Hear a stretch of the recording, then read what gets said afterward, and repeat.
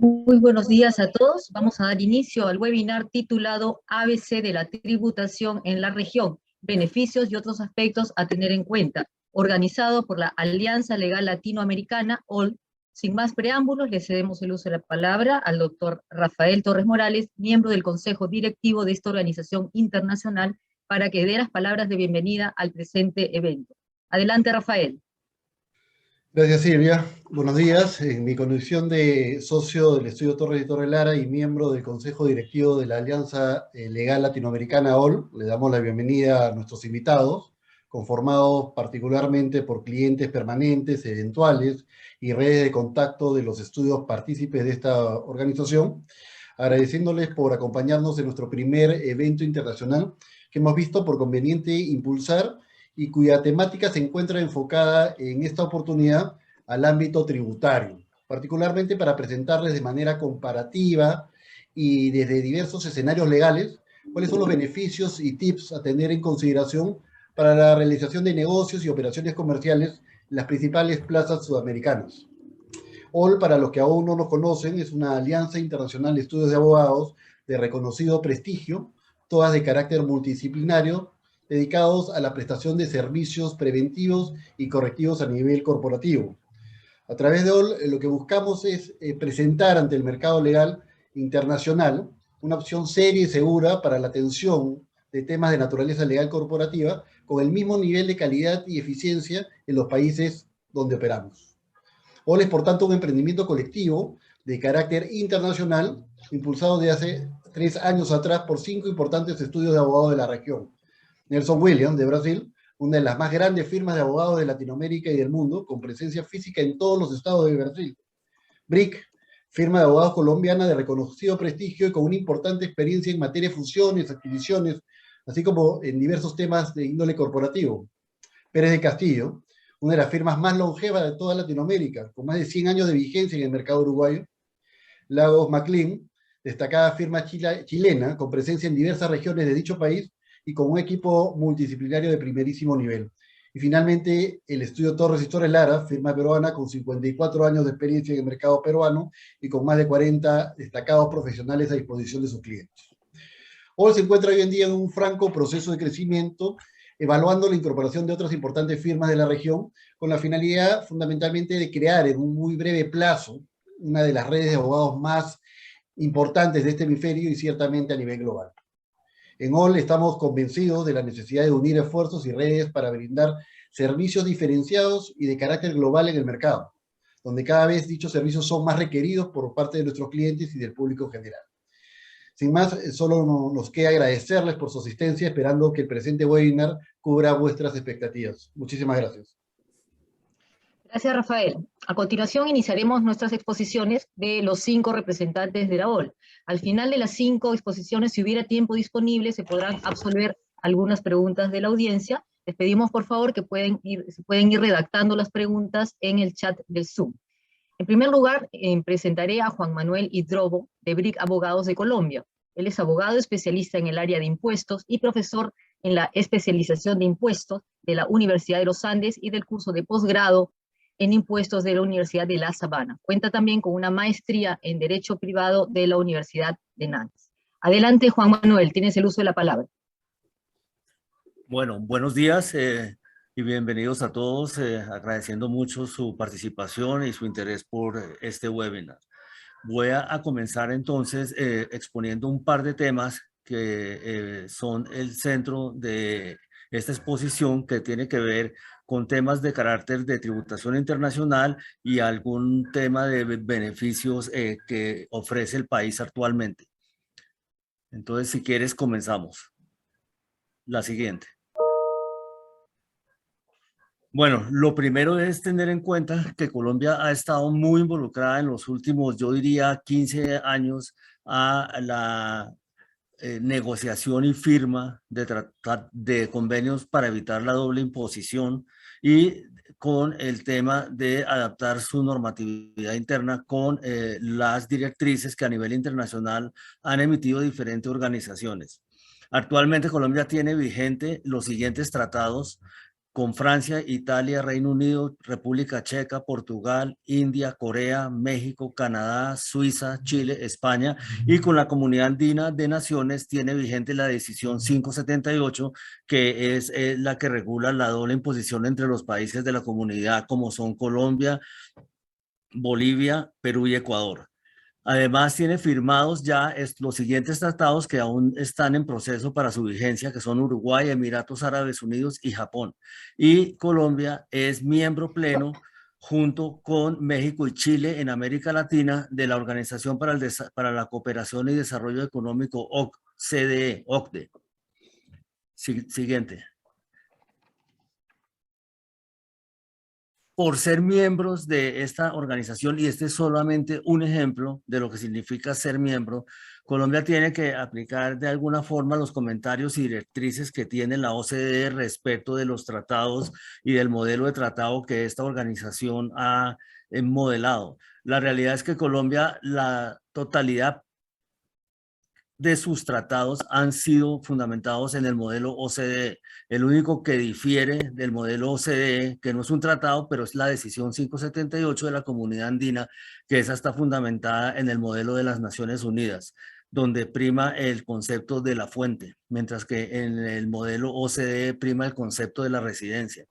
Entonces, por ejemplo, en lo que tiene que ver con paraísos fiscales, esto es simplemente un ejemplo. Colombia tiene que de alguna forma seguir las directrices y determinar que de acuerdo con los siguientes criterios debería considerarse una jurisdicción como un paraíso fiscal, aunque ese término ya prácticamente no se utiliza, hoy se utiliza preferiblemente el de régimen de baja imposición o un régimen tributario preferencial.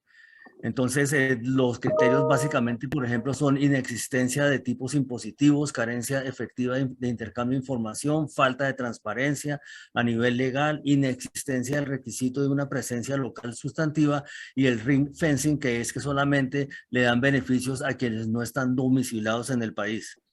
Las consecuencias de ser una jurisdicción considerada como un régimen tributario preferencial. Las compañías colombianas que tengan transacciones con este tipo de jurisdicciones deben aplicar el régimen de precios de transferencia y practicar la retención en la fuente a título del impuesto de renta a la tarifa más alta, que es la del 35%. Siguiente.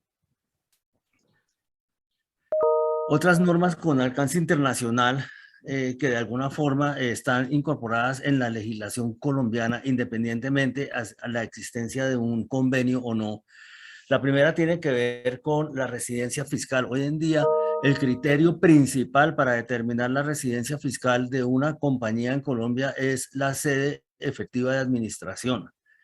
Y criterios subsidiarios es la incorporación de la sociedad en Colombia. Entonces, ese tema de sede efectiva de administración implica que si hay una compañía extranjera cuya sede efectiva de administración, por la razón que fuera, está en Colombia, es considerada residente en Colombia para efectos fiscales y tiene que cumplir con absolutamente todos los temas de un residente, como es la incorporación en sus declaraciones de las rentas y patrimonio mundiales. Entonces es un tema que siempre hay que tener muy presente para ver si la sede efectiva está en Colombia y si en principio lo estuviera, cómo hacer para que no tenga, digamos, estas consecuencias.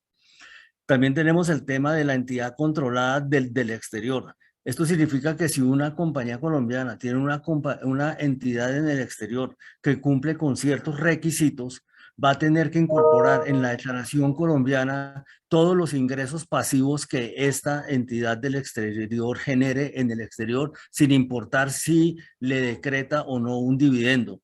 Entonces, los ingresos pasivos, pues básicamente se refieren a dividendos, intereses, regalías, arrendamientos. Si una compañía del exterior tiene más del 80% de sus ingresos de alguna de estos conceptos, entonces la compañía colombiana, si es controlante, tendrá que incorporar eso en sus declaraciones. Colombia también aplica, obviamente, el régimen de precios de transferencia, en el que implica que todas las transacciones con vinculados del exterior deben corresponder a lo que se llama el principio de plena competencia o arm's length.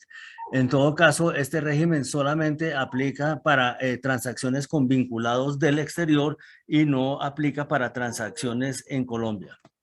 Tenemos también el tema de la enajenación indirecta. Si una compañía colombiana tiene una compañía en el exterior, una holding en el exterior, y la holding en el exterior de alguna forma tiene otra inversión en Colombia, o digamos una compañía extranjera también le aplicaría si se enajena la sociedad que está en el exterior, pero tiene como activo subyacente un activo o acciones en una sociedad colombiana, se entiende como si la venta correspondiera a la sociedad en Colombia con todos los efectos fiscales que eso acarrea. Tenemos el tema también de un incentivo, que es lo que tiene que ver con la compañía holding colombiana, que es una compañía que, teniendo 2 o más compañías que haya poseído por más de un año, tiene unos beneficios específicos. Así, por ejemplo, si una compañía extranjera crea una compañía holding en Colombia y la compañía holding tiene inversiones ya sea en Colombia o en el exterior, va a poder obtener unos beneficios en cuanto a que los dividendos que perciba la compañía holding colombiana están exentos, y cuando haga el pago de la correspondiente utilidad a sus accionistas, esto se va a considerar renta de fuente extranjera. Entonces, si los accionistas son extranjeros, puesto que los extranjeros solamente pagan impuestos en Colombia sobre rentas de fuente colombiana, en ese caso, pues va a haber el doble beneficio de que no va a pagar impuestos en Colombia por esos dividendos que perciba, y va a poder girar esos dividendos o esas utilidades al exterior sin que tampoco genere impuestos. Otro tema que empieza a aplicar este año y hay hasta finales de septiembre es que se creó un registro único de beneficiario final o beneficiario efectivo, en donde se debe identificar a la persona natural física final que de alguna forma sea el beneficiario de las utilidades o de los activos o de lo que generen los activos en Colombia. Entonces, esto es importante porque hay que identificar obligatoriamente a las personas naturales que son los beneficiarios efectivos. Si no es posible identificar a una persona natural, por ejemplo, porque la compañía cotiza en el exterior, toca informar al representante legal de la compañía como beneficiario final. Colombia tiene también, independientemente a lo que tiene que ver con los tratados de doble imposición, tiene también la norma que permite el descuento de impuestos pagados en el exterior. Este tema hay que tenerlo en cuenta de manera importante, por cuanto eso solamente permite el descuento si se refiere a rentas de fuente extranjera. Entonces, por ejemplo, si un servicio es prestado en Colombia, este servicio es considerado renta de fuente colombiana, y si tiene alguna retención en el exterior y no hay tratado con la jurisdicción con la que se llevó a cabo la transacción, va a haber una doble imposición, por cuanto no podrá tomar el descuento. La siguiente, por favor. Juan, te queda un minuto. Sí, la siguiente. Entonces hay unos beneficios tributarios pues vigentes, que simplemente los menciono, en donde se generan ya sea rentas exentas o se generan unas tarifas preferenciales. Hay un régimen simple a la cual pueden acceder con el cumplimiento de unos requisitos, donde se paga una tarifa muy reducida, pero sobre el ingreso bruto, sin costos o deducciones. Hay tarifas preferenciales para hoteles nuevos o remodelados, exenciones para economía naranja, exenciones para vivienda de interés social, para fuentes no convencionales de energía. Hay unos incentivos muy grandes: desarrollo del campo, transporte fluvial y finalmente todo lo que tiene que ver o lo que se llaman mega inversiones, que son inversiones que requieren una inversión mínima de $300 millones y la creación de 400 empleos. Entonces sí tenemos una serie de beneficios que pueden atraer a inversionistas extranjeros y que de hecho lo hacen. Pues muchas gracias. Espero que en 10 minutos haya podido cubrir los temas más relevantes que aplican actualmente en Colombia, y más adelante, si tenemos tiempo, pues con gusto contestaré cualquier duda que tengan al respecto. Muchas gracias por la atención. Gracias, Juan Manuel. A continuación paso a presentar a la doctora Indira Navarro Palacios, de TITL Abogados Perú, y es abogada por la Facultad de Derecho y Ciencias Políticas de la Universidad de Lima, máster en Tributación y Política Fiscal por la Escuela de Posgrado de la Universidad de Lima, con estudios de especialización en Política Fiscal, Tributación Nacional e Internacional, jefa del área tributaria y directora del área de responsabilidad social empresarial de TIPL Abogados. Adelante, Indira. Gracias, Silvia. Bien, primero para decirles así con mucha sinceridad que tristemente en este caso Perú no tiene incentivos específicamente creados para fomentar la inversión extranjera, y es algo bastante sostenido, pero al Estado peruano evidentemente no le ha sido ajeno la existencia de la posibilidad de que se genere una doble imposición tributaria, por lo cual ha intentado a lo largo de estos 20 o 30 últimos años de ir remediando el tema dentro de sus posibilidades. ¿A qué nos referimos básicamente?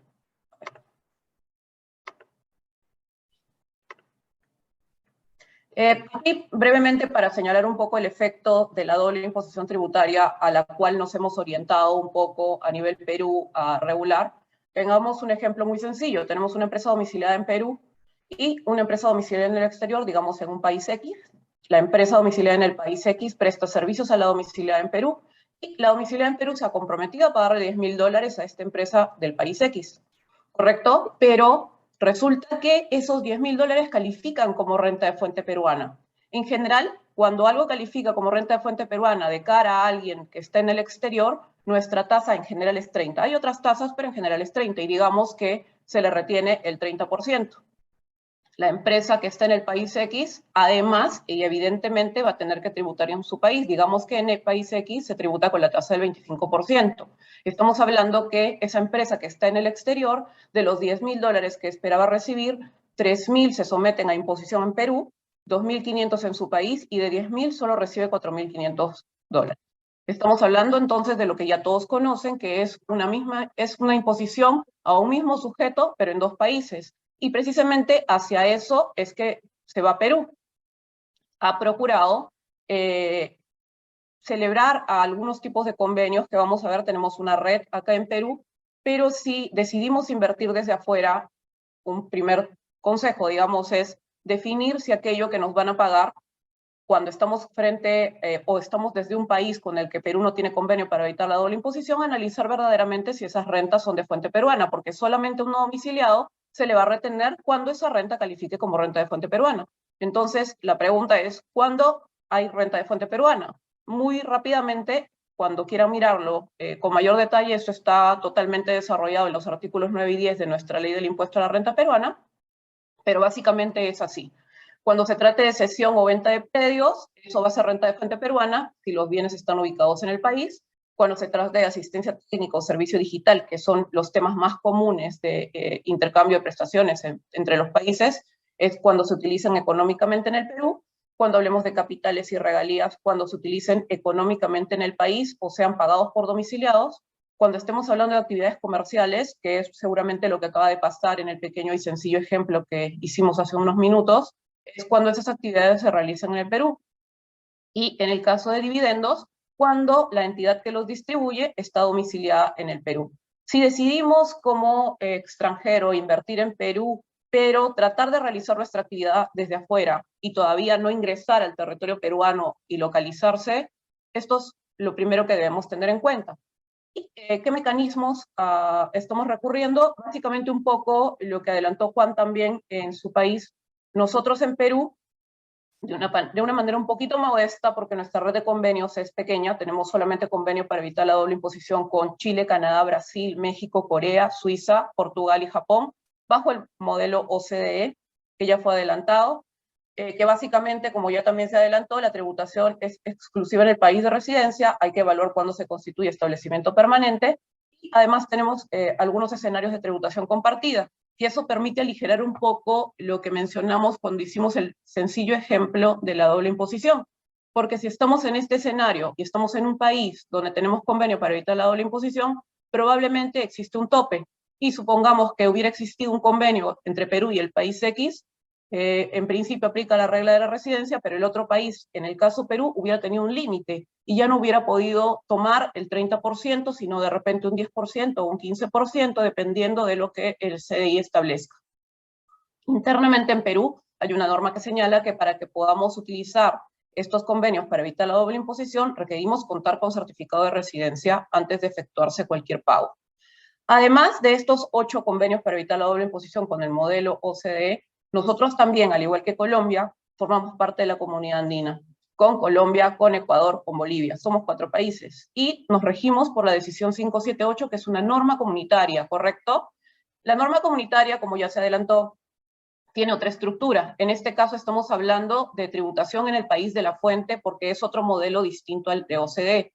Para darse una idea, por ejemplo, en el caso de que existan beneficios empresariales, va a tributarse en el país porque se elige un país, no se comparte, es un país donde se realiza la actividad, es fuente, normalmente es el territorio donde se realiza el beneficio empresarial. Cuando hablamos de beneficios empresariales por servicios, es donde también se presta el servicio, pero hay una presunción que es el país de la fuente, aquel donde se registra el gasto. Cuando hablamos de regalías, es el país donde se usa el intangible. Cuando hablamos de intereses, es el país donde se registra el pago de esos intereses. Y cuando hablamos de dividendos, en este caso, es donde domicilia la sociedad que distribuye los dividendos. Tener presente que para nosotros, los 4 países que formamos parte de la comunidad andina, esta decisión es de aplicación automática, ¿correcto? ¿Y qué pasa si deciden ya no trabajar desde afuera, en nuestro ejemplo, desde el país X, y prestar servicios o vender bienes hacia acá, sino que ya se decide venir a Perú definitivamente, localizarse, implantarse, instaurarse, o como lo querramos usar el término?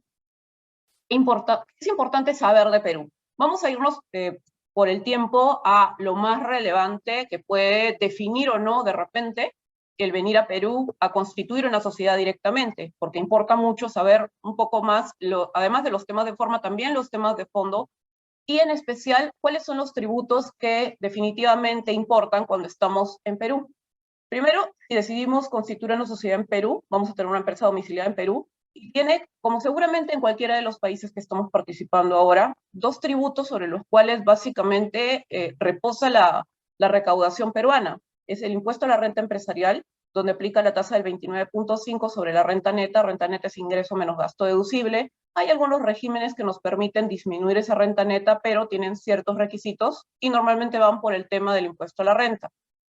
En el caso que se decida constituir una sociedad en Perú, ya importa la generación de rentas de todo tipo. Es decir, así como se operaba desde el país X en nuestro ejemplo, e importaba solamente saber cuáles son las rentas de fuente peruana, porque sobre ellas solamente me van a retener, en el caso que no califique, pues si soy no domiciliado no me aplica ninguna retención. Cuando ya nos constituimos en Perú, estamos hablando de la retención de rentas de fuente mundial, incluye rentas de fuente peruana y rentas de fuente extranjera. Entonces eso es algo que debemos tener presente. Y además lo ponemos en puntos suspensivos porque no es de cargo de la misma empresa. Cuando la sociedad que se constituye en Perú quiera distribuir dividendos a personas naturales domiciliadas o a personas no domiciliadas, sean naturales o jurídicas, siempre va a tener que retener el 5% cuando tome el acuerdo de distribución o cuando los pague efectivamente, lo que ocurra primero. Un segundo tributo también que es muy importante es el impuesto general a las ventas, que todos ustedes seguramente en sus países de repente conocen como el IVA, que se comporta de una manera muy similar en prácticamente todos los países, ¿no? Muchas operaciones, si no son casi todas, salvo contadas normas, están sometidas al impuesto al valor agregado, o lo que llamamos en Perú el impuesto general a las ventas. Otros temas no tan relevantes a nivel cuantitativo, pero que sí es importante que sepamos a nivel de tributación, son los siguientes. Si decidimos nuevamente la línea... Sí, ya estoy terminando.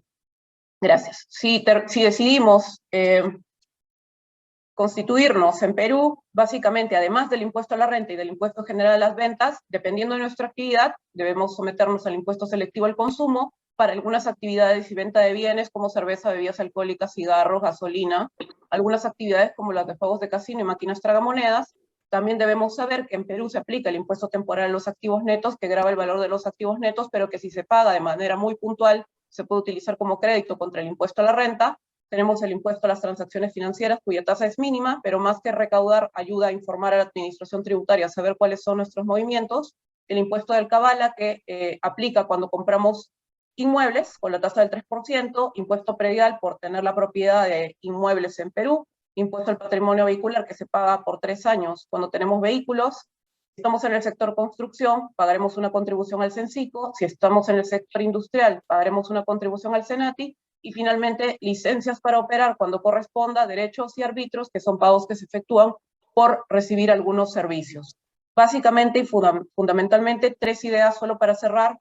Primero, no existe una gran cantidad o no existen beneficios específicamente creados para inversionistas del exterior, pero sí tenemos una red de convenios para evitar la doble imposición, pequeña, pero de 8 países. Somos parte de la comunidad andina y si deciden constituirse en Perú, tener presente todos estos temas de fondo que hemos tratado de adelantar. Muchas gracias y si tienen alguna duda, nos avisan en la estación de preguntas. Gracias. Muchas gracias, Indira.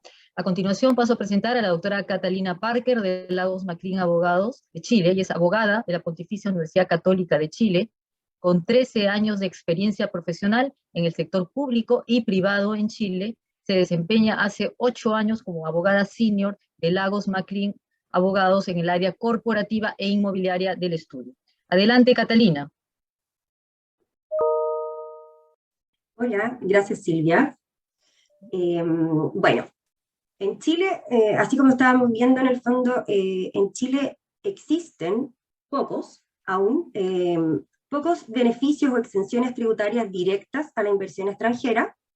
Sin embargo, Chile a lo largo como de los últimos años y en el último desarrollo que ha tenido, ha intentado ser y posicionarse como una plataforma de negocios para Latinoamérica.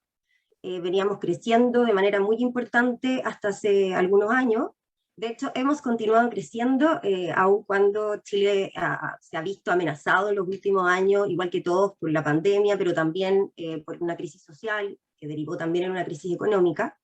Sin perjuicio de ello, el año 2021, contrario a mucho pronóstico, la agencia InvestChile, que es la agencia para la inversión extranjera, logró definir que el nivel de inversión que hubo en Chile durante el año 2021 alcanzó los 16.782 millones de dólares, lo que significó un aumento del 97% respecto al cierre del 2020. Es decir, aún con pandemia, aún post-crisis social que ha existido en Chile, se ha seguido invirtiendo. ¿Y por qué?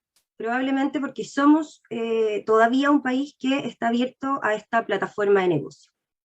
Chile, si bien es cierto, es un país que tiene impuestos, tasas impositivas relativamente normales o un poco altas, es dentro de los parámetros de Latinoamérica bastante similar.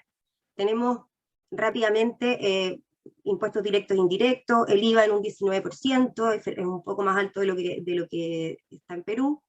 Tenemos obviamente el impuesto a las rentas de las empresas y las personas, el impuesto a las empresas hoy día, a las empresas y capitales es del 25%, si bien es cierto durante el año tributario 2021-22, se rebajó al 10%, esto es un producto como para poder enfrentar y paliar como este régimen ProPyme impulsado por el gobierno para poder solventar todas estas necesidades producto de las crisis económicas. Se rebajó ese impuesto al 10% para las empresas que tienen un tope de 75.000 UF de ganancias. Bueno, los impuestos en Chile a las personas son impuestos obviamente ascendentes en cuanto a la renta, y probablemente este gobierno en el fondo que tenga que solventar mayores gastos y mayor necesidad económica y tienda a aumentar los impuestos. En el fondo en Chile hay un tramo importante de gente que no paga impuestos, hay una tasa bastante elevada de impuestos en el último tramo, pero en el fondo, al día de hoy, los impuestos a las personas parten sobre los ingresos de 750.000 pesos hacia adelante. Hacia abajo no se pagan impuestos. Siguiente, por favor. Bueno, igual que como estaba hablando Indira anteriormente, en Chile se pagan impuestos para los domiciliados en Chile, los residentes domiciliados en Chile, pagamos impuestos sobre las rentas de fuente universal. Es decir, si un inversionista extranjero viene a Chile para instalarse en Chile y decide instalarse aquí y tener su residencia en Chile, pagará impuestos por rentas de fuente universal, es decir, por lo que perciba desde afuera, por sus negocios de afuera y por sus negocios con rentas de fuente chilena. Esto evidentemente generará, como estábamos viendo anteriormente, esta duplicidad de impuestos de los países de afuera, de las rentas de fuente exterior, con las rentas de fuente chilena. ¿Cómo ha podido y ha avanzado Chile en paliar esta situación? Con una red de tratados internacionales que es muy, muy fuerte y muy grande. Chile al día de hoy tiene muchísimos tratados internacionales que veremos en la lámina siguiente, que ha ido como logrando paliar esta duplicidad de renta, o sea, de tributación, perdón. Entonces, al día de hoy en Chile, son residentes en Chile, todos aquellos, como vimos anteriormente también en Colombia, son residentes en Chile aquellos que viven en Chile y que tienen también el asiento general de sus negocios. Hace muy poco también el Servicio de Impuestos Internos, que es la agencia de impuestos chilena, estableció que la residencia fiscal en Chile, el domicilio tributario en Chile, requiere también, aparte del ánimo de permanecer en Chile, tener como asiento principal de los negocios estar domiciliado en Chile. ¿Y esto con qué objeto? Con el objeto de determinar quiénes son las personas que pueden perder el domicilio fiscal en Chile y por ende dejar de tributar por rentas de fuente universal y solo tributar por rentas de fuente chilena. ¿Por qué? Porque los extranjeros que no tienen residencia en Chile o los chilenos sin residencia en Chile solo tributarán por sus rentas de fuente extranjera, o sea, perdón, en Chile por sus rentas de fuente chilena y no por sus rentas de fuente universal. En consecuencia, si un inversionista extranjero todavía no se domicilia en Chile, al igual que en Perú, como lo decía Indira, acá solo tributará por sus rentas de fuente chilena, es decir, por los servicios y por los capitales y por los desarrollos económicos que produzca en el mismo país. Ahora, si se decide instalar ya en Chile y tiene domicilio y ánimo de permanecer en Chile y es el asiento principal de sus negocios, esa empresa siempre tributará en Chile porque la fuente es chilena, pero la persona además, el inversionista, tributará por sus rentas también universales si es que ya tiene el ánimo de permanecer en Chile.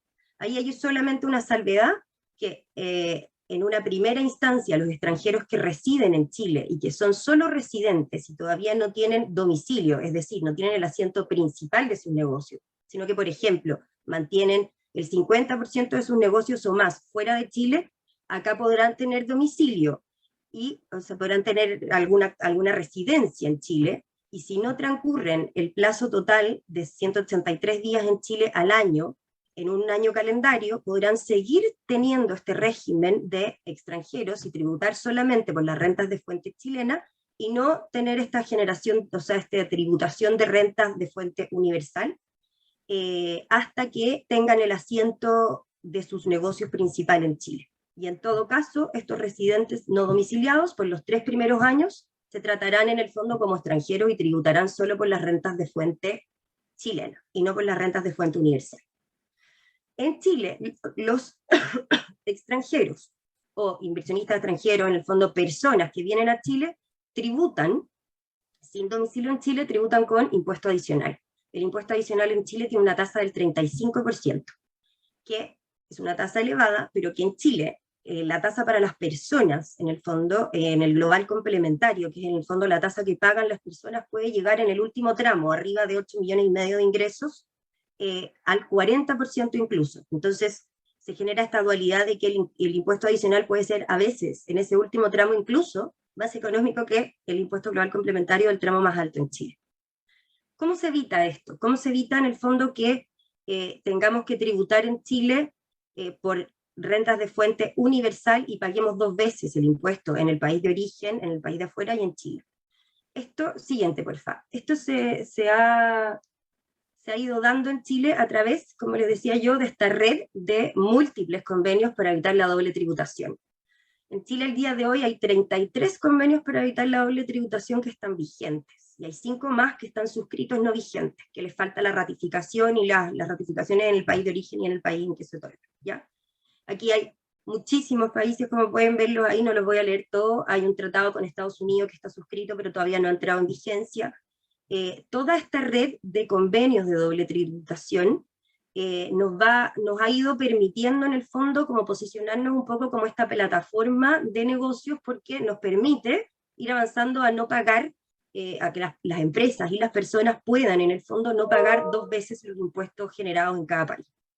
¿Cómo se hace esto? Siguiente, por favor. En Chile el modelo de tratado, así como lo dijeron anteriormente, no es solamente de la OCDE, somos miembros de la OCDE y el tipo de tratados es de la OCDE, pero también tenemos otros tratados y otros convenios que son del formato de la ONU. Entonces, no necesariamente acá van a ser solo el tratado implica que se van a pagar solo rentas de fuente del país que las produce, sino que también hay del domicilio. Hay una mezcla y una serie de mezcla en el fondo de beneficios acarreados dependiendo de cada convenio. Entonces aquí hay que ir a revisar cada convenio para ver en qué situación te deja como inversionista o como extranjero, dependiendo del país en donde estés.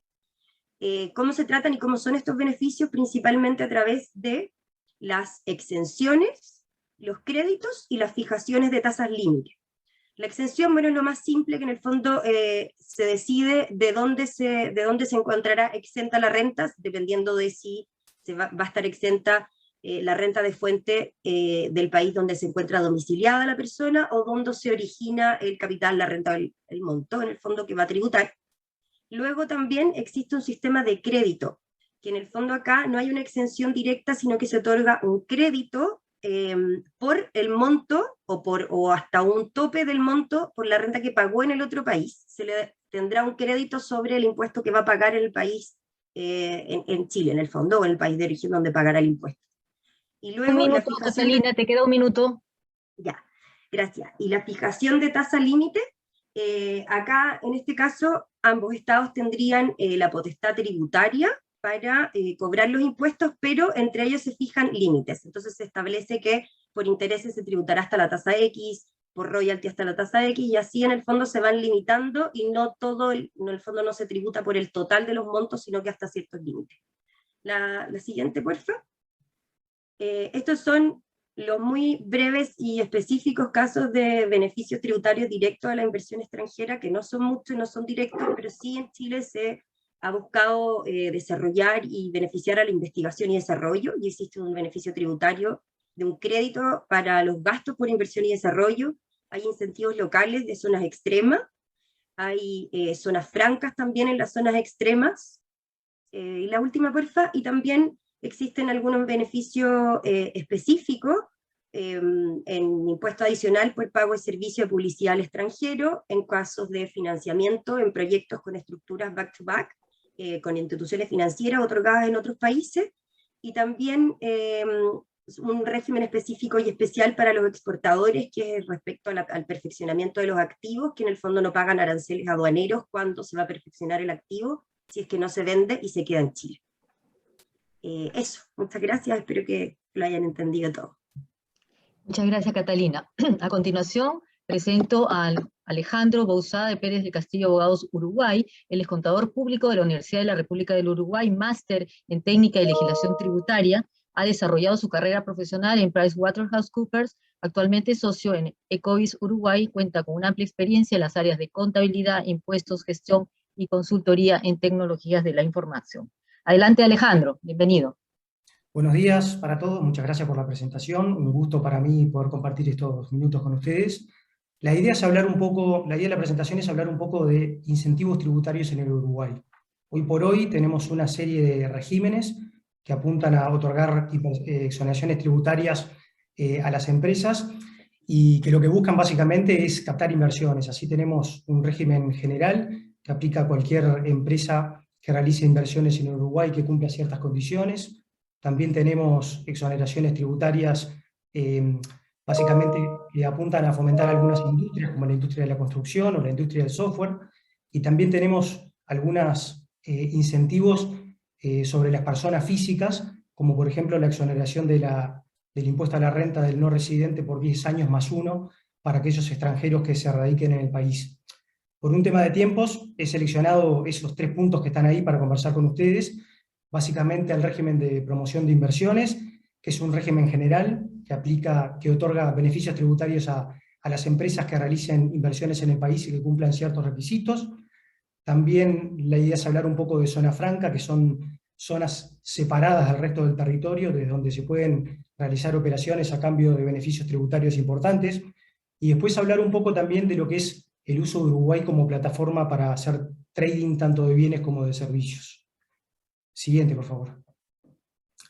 Entrando al primer punto, lo que es el régimen general de promoción de inversiones, como les decía hoy, es un régimen que aplica a cualquier empresa que quiera realizar inversiones en el país y que cumpla ciertos requisitos. Esto es una política de Estado en el Uruguay, las normas que regulan esto tienen casi 25 años, y acá me interesa destacar dos puntos importantes. Uno, obviamente aplica tanto a residentes como no residentes, y además las inversiones no están obligadas a ser financiadas con capital propio, sino que se admite que sean financiadas con financiamiento externo, bancario, particular o lo que sea. Siguiente, por favor. ¿Cuáles son las inversiones elegibles? Bueno, inversiones en bienes muebles que estén dedicadas a la actividad de la empresa, prácticamente todas, hay algunas pequeñas excepciones. También califica todo lo que es construcción de bienes inmuebles o mejoras fijas que sean realizadas en inmuebles tanto propios como arrendados. Acá lo único que queda por fuera es la adquisición de un inmueble que esté construido, o sea, lo que califica es la construcción o las reformas y las mejoras en los inmuebles, y además califican también ciertas inversiones agropecuarias. Siguiente, por favor. ¿Cuáles son los beneficios que se otorgan? Exoneración de impuesto a la renta que va de entre un 30% y un 100% del monto invertido. Acá también interesa destacar que esto no es una disminución de la base imponible para el cálculo del impuesto, sino que es directamente exoneración de impuesto a la renta. Ahora en un minuto les voy a comentar cómo se asigna en ese rango de entre el 30 y el 100% el monto que se otorga al proyecto. Además hay una exoneración de impuesto al patrimonio, de los bienes muebles por toda su vida útil, y de todo lo que es la obra civil, una exoneración de impuesto al patrimonio entre 8 y 10 años, dependiendo de dónde esté localizado el emprendimiento. Y también hay una exoneración total de tasas y tributos a la importación, incluyendo el IVA, para todo lo que es importación de bienes que no sean competitivos con la industria nacional. Siguiente, por favor. ¿Qué requisitos se necesitan para acceder a estos beneficios? Bueno, obviamente realizar las inversiones de las que estuvimos hablando. Hay que constituir una empresa en el Uruguay que sea contribuyente del impuesto a la renta de las actividades económicas. Esa empresa puede ser cualquiera de las formas jurídicas habituales en el país, una sociedad anónima, una sociedad responsabilizada, una por acciones simplificadas. Hay que presentar un proyecto de inversión frente al Ministerio de Economía. Ese proyecto va a ser evaluado con la particularidad de que no va a ser evaluado de la manera tradicional en que se evalúa un proyecto de inversión, es decir, por su capacidad de generar fondos o su rentabilidad y demás, sino que va a ser evaluado en su capacidad de cumplir con ciertos indicadores que son esos que están por allí, que es la capacidad de generar empleo, de aumentar las exportaciones, de invertir en tecnologías limpias, de contribuir a la descentralización, de invertir en investigación, desarrollo e innovación, y de algún indicador sectorial que va a depender del tipo de proyecto que se presente, es decir, un proyecto industrial, comercial o de servicios o agropecuario. En función de la contribución del proyecto para cada uno de esos indicadores, se le va a asignar un puntaje, y en forma ponderada, sumando todos esos puntajes por indicador, se llega a un puntaje final. Ese puntaje final, que es un score del proyecto, va a ser el que va a determinar en qué rango me paro de exoneración de impuesto a la renta, de ese que les hablaba hoy, de entre el 30 y el 100% del monto invertido. Es decir, cuanto mayor puntaje tenga el proyecto, más cerca del 100% del monto invertido voy a estar en cuanto a exoneración de impuesto a la renta. O sea que, para resumir en una frase lo que se trata del régimen de promoción de inversiones, son incentivos tributarios que se otorgan a empresas que inviertan en el país y que cumplan con esos indicadores que son de interés para el país, como generar empleo, aumentar las exportaciones y demás. Pasamos a zona franca, por favor. Como les decía hoy en la breve introducción, las zonas francas son áreas aisladas del territorio nacional donde se puede realizar cualquier actividad industrial, comercial o de servicios y obtener beneficios tributarios importantes. La ley de zonas francas en el país tiene más de 30 años, así que también es política de Estado. Pasamos a los beneficios, por favor. Los beneficios tributarios son muy importantes. Hay una exoneración total de impuestos nacionales creados o a crearse. Todos los bienes, sin importar su precedencia, están exentos de impuestos y aranceles aduaneros. Hay opción por parte del personal extranjero, que no puede ser más del 25% del total de la plantilla, de no pagar contribuciones especiales a la Seguridad Social en Uruguay. Siguiente, por favor. Las ventas y compras al exterior de bienes y servicios no están gravadas, al igual que la circulación por IVA, perdón, al igual que la circulación dentro de la propia zona franca.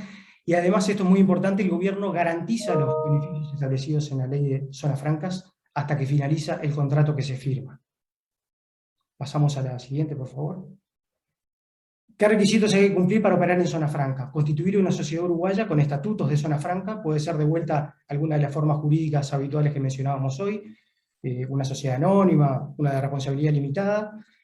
Hay que celebrar un contrato de usuario de zona franca, hay que desarrollar un plan de negocios que es evaluado por la propia zona franca y que tiene que cumplir con algunos de los requisitos que están señalados como objetivo para las zonas francas en la ley, que es desarrollar el empleo, contribuir a la diversificación de la matriz productiva y demás, eso para evitar abusos de constituciones de empresas en zona franca que quieren obtener beneficios tributarios pero no tienen sustancia. Y después, muy importante también, desarrollar la actividad dentro de la propia zona franca.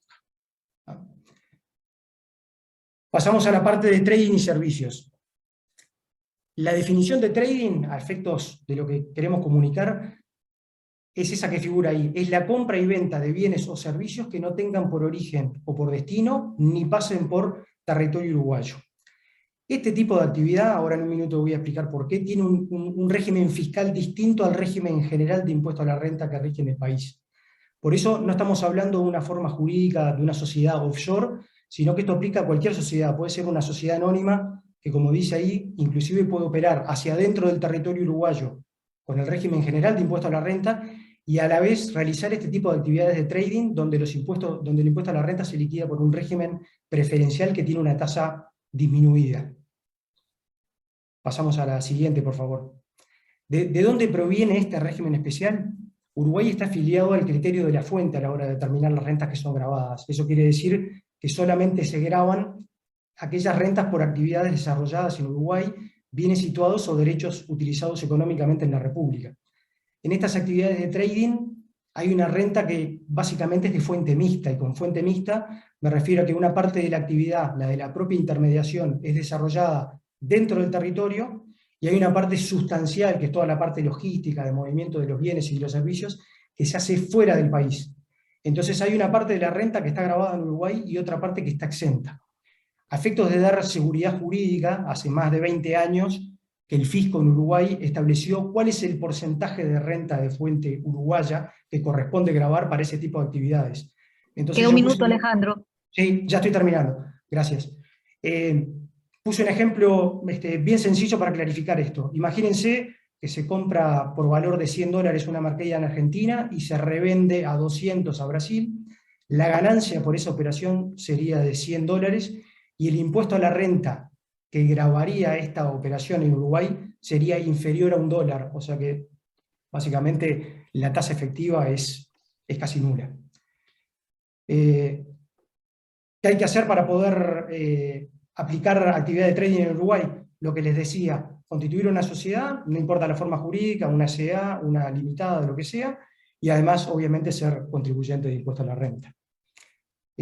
Con esto redondeo mi participación, obviamente quedo a disposición por cualquier pregunta que surja. Muchas gracias.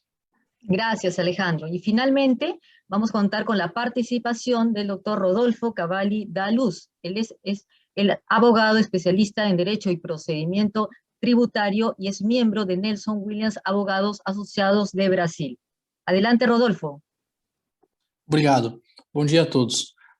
Quando falamos da tributação internacional, o Brasil, infelizmente, não possui um programa de benefícios fiscais diretos para investimentos estrangeiros. Então, diante disso, para que eventuais investidores tenham uma ideia do custo tributário de investir no Brasil, nós vamos iniciar nossa apresentação pela tributação no Brasil. Pois bem, como os senhores podem ver, o Brasil possui diversas espécies tributárias, diversos tipos tributários, sendo os principais deles os impostos, as contribuições sociais, as contribuições de intervenção no domínio econômico e as taxas. Além dessas espécies tributárias que eu passei de maneira bastante breve, só para que os senhores tenham uma ideia, pode avançar no slide, por favor. Além dessas espécies tributárias, os tributos no Brasil eles podem ser divididos de acordo com a sua competência de instituição. Ou seja, como o Brasil é uma república federativa, os tributos eles podem ser criados pela União, pelos estados e pelos municípios, de acordo com as competências que vêm destacadas na Constituição Federal.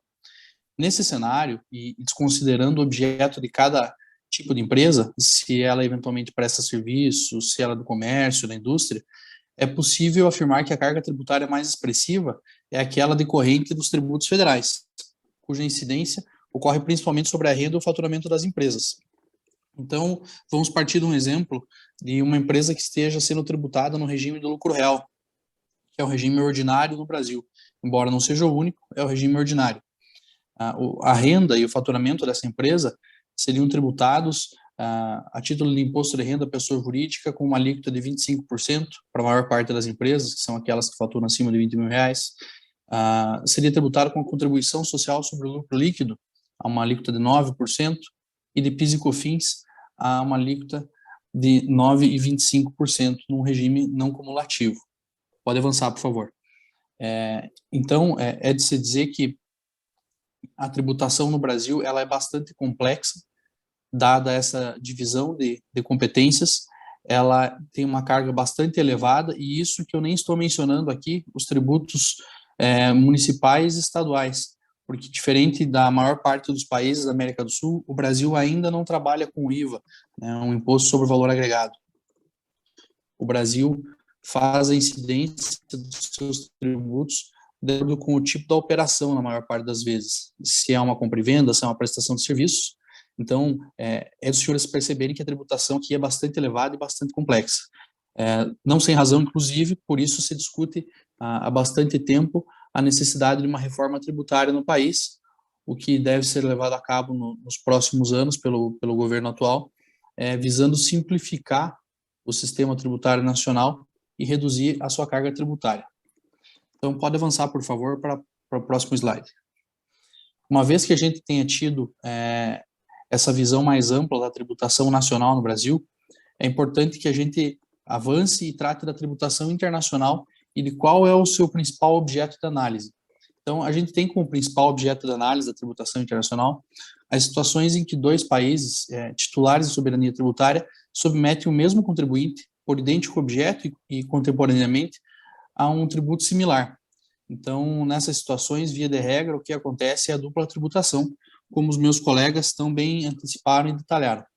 Nesse cenário, toda vez que o investidor intenciona realizar algum negócio em um país que seja diferente do seu país de origem, ele inicialmente deve identificar qual é a carga tributária desse país e se existem normas que evitem essa dupla tributação, a fim de que ele tenha uma carga tributária mais reduzida. Então, por essas razões, via de regra, a carga tributária que incide sobre o negócio internacional tem um papel central, um papel muito relevante na tomada de decisão do investidor sobre qual o país em que ele vai realizar o seu investimento. Visando tornar esse investimento mais atraente, alguns países eles aplicam uma carga tributária mais reduzida do que a média mundial. Quando esses países têm uma carga reduzida sensivelmente, eles podem ser enquadrados eventualmente como paraísos fiscais ou países de tributação favorecida. E aí eu cito esse exemplo só para fazer um comparativo com o Brasil, que como eu expus anteriormente, e aí você pode avançar o próximo slide, como eu expus anteriormente, o Brasil possui uma carga tributária bem significativa, que pode superar tranquilamente aí 34% da incidência fiscal sobre a parcela de lucros e faturamento da maior parte das empresas contribuintes. Então, em que pese possuir uma carga tributária bastante significativa, o Brasil não concede benefícios fiscais amplos e gerais para investimentos estrangeiros. Então, isso é a repetição um pouquinho daquilo que eu iniciei falando, né? O Brasil não tem, infelizmente, um programa amplo de benefícios fiscais para investimentos estrangeiros. O Brasil, como a maior parte dos países que os meus colegas que me antecederam mencionaram, ele trabalha sensivelmente com acordos bilaterais para evitar essa dupla tributação. Então, hoje o Brasil tem aproximadamente 36 acordos para evitar essa dupla tributação. Eu menciono, inclusive, na apresentação ali os 36 acordos, não vou nomeá-los um a um, porque são vários países, e o Brasil, nessa intenção de reduzir a carga, eventualmente, da tributação sobre investimentos estrangeiros, ele se utiliza desse modelo. Os tratados mencionados, eles têm por objetivo evitar a dupla tributação da renda por meio da restrição de competências tributárias dos estados contratantes em relação a determinadas situações e rendimentos envolvendo seus residentes, ou pela garantia de concessão de crédito relativo ao imposto pago no exterior. O que é isso? Fazendo uma redução bem simples. Como mencionado anteriormente, o Brasil se utiliza desses acordos para evitar a dupla tributação. Na maior parte dos acordos, o Brasil parte do modelo utilizado pela OCDE, a Organização para a Cooperação e Desenvolvimento Econômico. Nesse modelo padrão, o que, via de regra, se faz para que se evite a dupla tributação ou você reduz a competência tributária de um dos países contratantes, ou você, através da concessão de crédito de um desses países, equaliza a tributação no outro país contratante.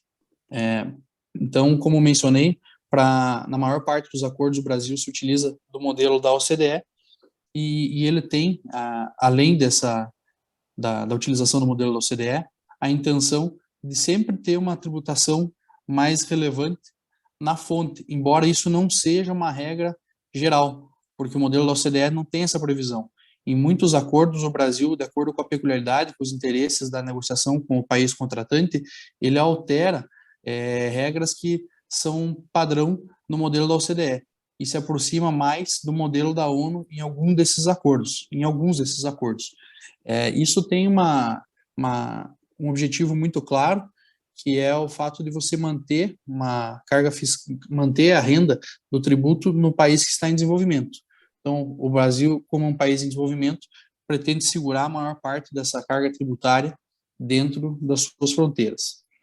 E aí, para finalizar, eu menciono que em grande parte dos seus acordos, o Brasil se utiliza da cláusula de tax sparing, que consiste na atribuição de um crédito correspondente ao imposto que teria sido pago no país de origem, se não fossem as medidas de exoneração com que nesse se pretendeu incentivar o investimento exterior, evitando-se assim que o contribuinte deixe de se beneficiar. É um pouco do que eu mencionei anteriormente, é um dos instrumentos utilizados aí pelos acordos de não dupla tributação para que se evite essa dupla carga tributária, ou seja, o país concede um crédito para equalizar a tributação no outro. De uma maneira em geral, como ficou claro, o Brasil não tem um programa de investimento, de redução de carga tributária para investimentos estrangeiros, mas o Brasil possui programas bastante amplos de redução de carga tributária para empresas que já estejam instaladas no Brasil. Então, a gente tem programas bastante interessantes como a Zona Franca de Manaus. O Brasil trabalha muito com regimes especiais, situações em que a empresa, comprovando o investimento que vai realizar, o governo reduz a sua carga tributária, especialmente em programas de redução de carga tributária estadual. Há diversos programas que incentivam as empresas a investirem em zonas do país menos desenvolvidas, e isso traz uma economia tributária bem significativa para as empresas que lá aportam. Então, há uma série de benefícios fiscais em solo brasileiro para as empresas que aqui estejam sediadas. A intenção do Brasil fica muito clara, manter as empresas sediadas no Brasil e evitar que o capital estrangeiro apenas entre, faça um investimento e retorne sem a manutenção de um prazo mais longo de investimento. De uma maneira em geral, eu agradeço a atenção dos senhores, creio que sejam esses os principais benefícios e pontos a serem tratados quanto à tributação internacional do Brasil e à tributação nacional, e fico aí à disposição para responder todo tipo de pergunta. Muchas gracias, Rodolfo. Ahora pasamos a la estación de preguntas. Por motivos del tiempo, hemos seleccionado una pregunta por expositor. No se preocupen que el resto de preguntas serán absueltas a través del correo electrónico y también les enviaremos las exposiciones efectuadas el día de hoy. En primer lugar, para Juan Manuel, nos preguntan, ¿qué seguridad brinda Colombia frente a los inversionistas con relación al mantenimiento de las reglas tributarias en el tiempo? Les pido por favor que sean muy concretos en las respuestas. Repito la pregunta, ¿qué seguridad brinda Colombia frente a los inversionistas con relación al mantenimiento de las reglas tributarias en el tiempo? Bueno, muchas gracias. Sí, hoy en día yo diría que la única seguridad que presta Colombia respecto a ese tema es a través de los llamados convenios de estabilización tributaria, que permiten mantener las normas que existían en el momento en que se llevó a cabo la inversión. Esos son convenios que excepcionalmente en todo caso aplican. Con las normas actuales no hay la posibilidad de tener este tipo de convenios con el gobierno, pero prácticamente es eso. El otro tema pues tiene que ver con la protección de las inversiones, etcétera, y diría yo que la única forma de poder protegerse contra un eventual cambio drástico de las normas es a través del cambio de lo que se denomina, digamos, el cambio drástico de las condiciones en el momento en que se ejecutó el contrato. Pero por lo demás, la verdad es que Colombia está sometida a cambios permanentes, a cambios constantes, y eso ha generado desafortunadamente cierta, digamos, cierta preocupación a nivel de los inversionistas por cuanto las normas cambian constantemente. Existen, como les digo, mecanismos excepcionalmente aplicables, pero yo diría que eso sería todo por el momento. Ok, gracias Juan Manuel. Indira, un asistente consulta, en su opinión, para el caso de servicios digitales prestados entre países de la CAN, ¿debemos tratarlos de acuerdo al artículo 6 o 14? Bien, interesante la pregunta porque justo cuando aparece la norma comunitaria tributaria, tiene una estructura que tiene un artículo que regula beneficios empresariales y tiene un artículo que regula específicamente el tema de los servicios, que es el artículo 14. Coincidentemente hay un tema de tiempo ahí, pero nos orientaríamos a pensar que se refiere al artículo 14 que regula beneficios empresariales provenientes de servicios. Y para mayor seguridad, incluso también importa ver qué cosa piensa nuestra administración tributaria, la SUNAT, y la SUNAT ya ha planteado, a través de un informe que ha publicado, que está en su web del año 2012, donde a su entender ha interpretado que estamos hablando del artículo 14. Mi recomendación sería que también verifique, así como tenemos un informe en SUNAT, cómo lo están viendo en el otro país donde esté tratando de hacer el análisis para ver cómo lo están concibiendo, ¿no? Eso sería todo. Gracias, Indira. Para Catalina, ¿cómo funciona el crédito por impuestos retenido fuera de Chile con países con los que Chile no tenga convenio?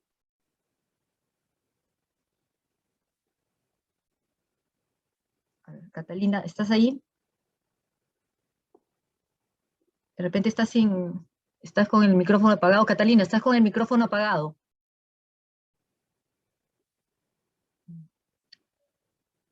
Jacqueline, ¿puedes ayudar a Catalina a prender su micrófono, por favor? Esa es la siguiente pregunta. Ya, pasamos, hasta que lo active, pasamos a la siguiente pregunta. Alejandro, ¿desde cuándo un sujeto de afuera que llega a Uruguay es considerado como residente fiscal en Uruguay? La norma cambió y hoy por hoy se requiere la permanencia de 60 días y tener alguna inversión en el país que supere las 305.000 unidades indexadas. Estamos hablando de unos 360, 370.000 dólares. Quiero aclarar que obviamente es una cosa es convertirse en residente fiscal uruguayo y otra cosa es dejar de ser residente del país de origen, ¿no? Hay que mirar las normas y demás. Desde el punto de vista uruguayo, 60 días y una inversión de unos 360, 370.000 dólares.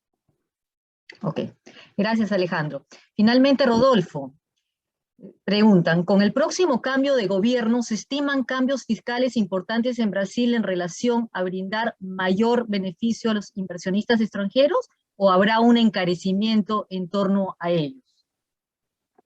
Veja, é uma resposta difícil de ser feita porque não há como você fazer a previsão de tributação de acordo com o eventual novo governo.